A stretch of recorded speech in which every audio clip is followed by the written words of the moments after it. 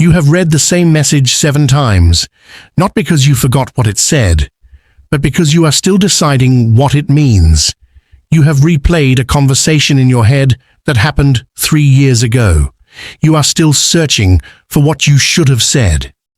You walk into a room and you feel something shift before a single word is spoken. Most people never notice these things. You notice everything, and the world told you that was a problem. It is not. The common belief. At some point, someone told you to stop thinking so much. Maybe it was a friend. Maybe it was someone who was supposed to understand you. They said it like it was simple, like your mind had an off switch, like thinking deeply was something you chose. You tried to explain what it felt like.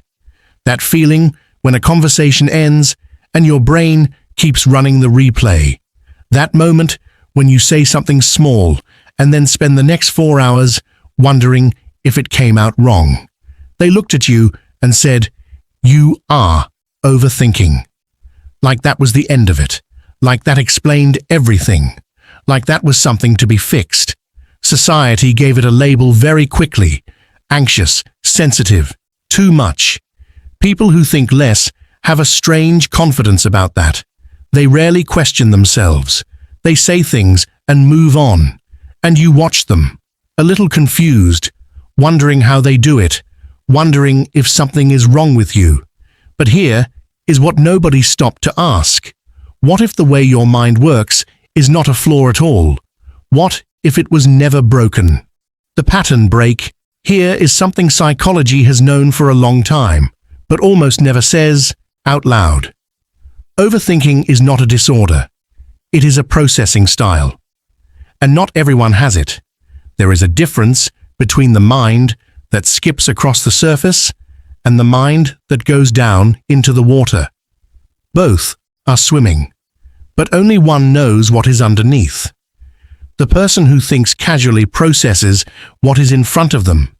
They take the information. They respond. They move on. Your mind does something different. It takes the information. Then it asks, but what does this really mean?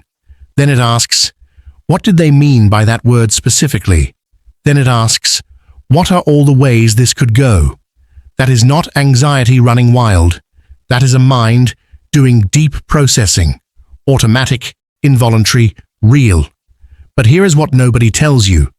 That depth of processing is rare. Most brains are not wired to go that far.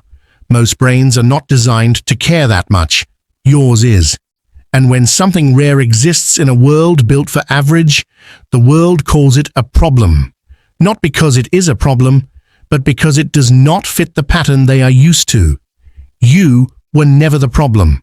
You were just surrounded by people who could not see that far. The deep layer. Let us go a little deeper now. Because there is a reason your mind works this way, and it goes further back than you might think. Most overthinkers, not all but most, grew up in environments that were unpredictable in some way. Maybe it was a home where moods shifted without warning. Maybe it was a parent whose reactions you could never quite predict. Maybe it was a place where you had to read the room before you even spoke, so your brain learned something very early. It learned to scan.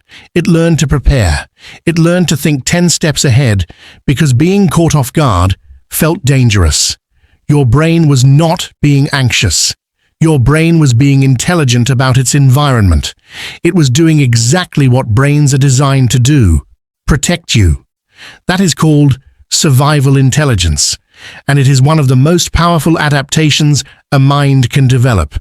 The problem is, that same system does not turn off when the danger is gone.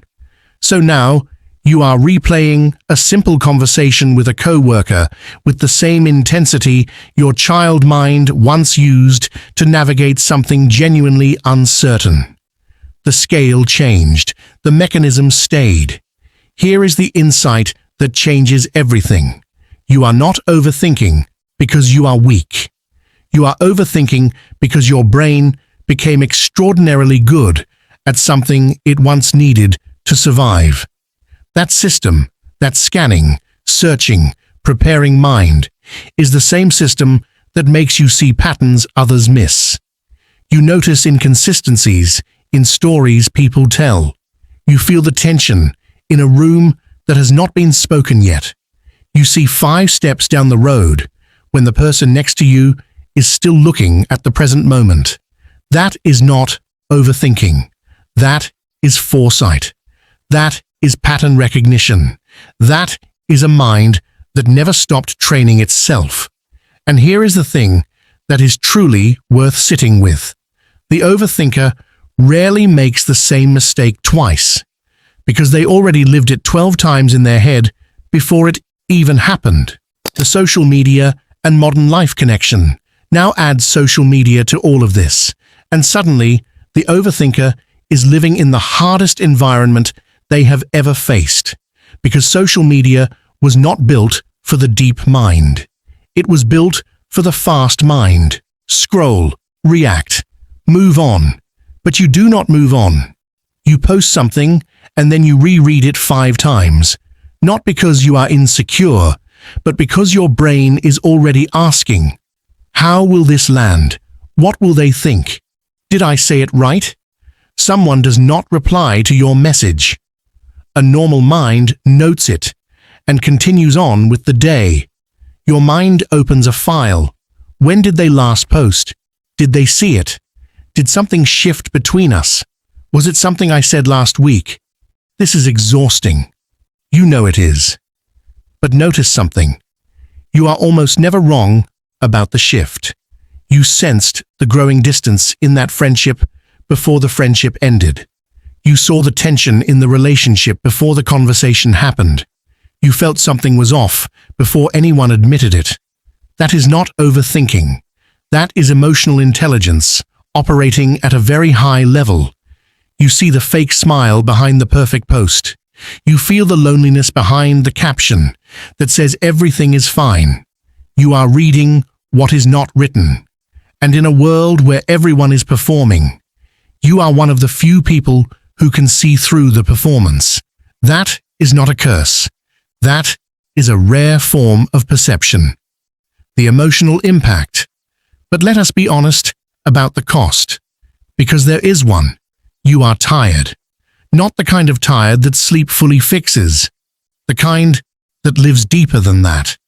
You wake up in the morning and your brain is already mid-thought, already somewhere in the middle of a conversation that has not happened yet, already carrying something from yesterday that most people would have put down by now.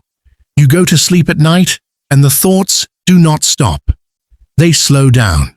Sometimes, but they do not stop, and nobody sees that exhaustion, because from the outside, you look fine. You are functioning. You are showing up. But on the inside, your mind has run 1,000 miles before lunch. This is the part no one talks about. The invisible labor of the deep mind. The emotional energy it takes to feel everything so completely. To process, not just your own experience, but the experience of the people around you. You absorb things. You carry things. Things that were never even yours to carry. But here is what I want you to understand.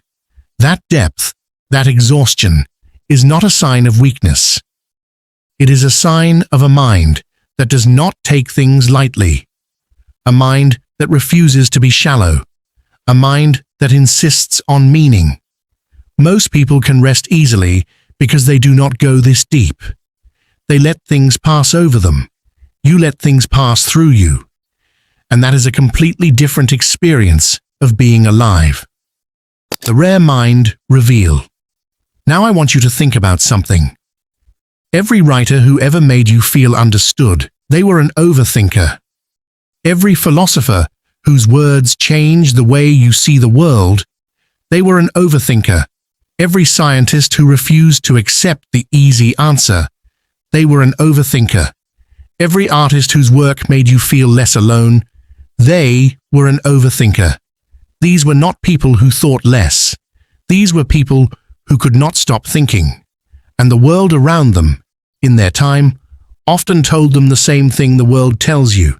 You are too much. You are too sensitive. You think too deeply about things that do not matter. But then something happened. That same depth that made them difficult to understand in a room, made them impossible to forget in history. Their pain became their insight. Their overthinking became their craft. Their sensitivity became their superpower. The mind that goes deep does not produce shallow things. There is a quiet, philosophical truth here that I think you already feel. The people who changed this world were never the ones who accepted it as it was.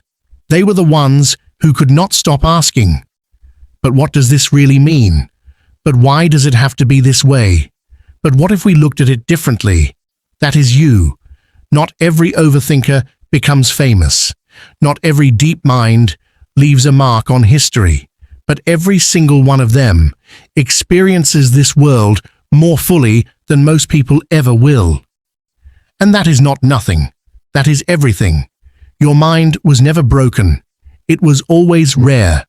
The world did not know what to do with it, because the world is not designed for minds that go this deep. But depth is not a defect. Depth is the thing that makes you real in a world that is always rushing towards shallow. You are not built to skim the surface. You are built to understand what lies underneath it. If you have ever been told you think too much, type the word rare in the comments right now, because that is exactly what you are. And I want to ask you something. What is one thought you have been overthinking lately? Write it below, not because you need to explain it, but because you deserve a place where it is allowed to exist. You are not alone in this. If this video made you feel understood, you already know what to do. One last thing. The world will keep telling you to think less. Do not listen. The depth of your mind is not the problem. It is the answer. And somewhere, someone who thought exactly like you left something behind that made the rest of us feel less alone. That was always the point of a mind like yours.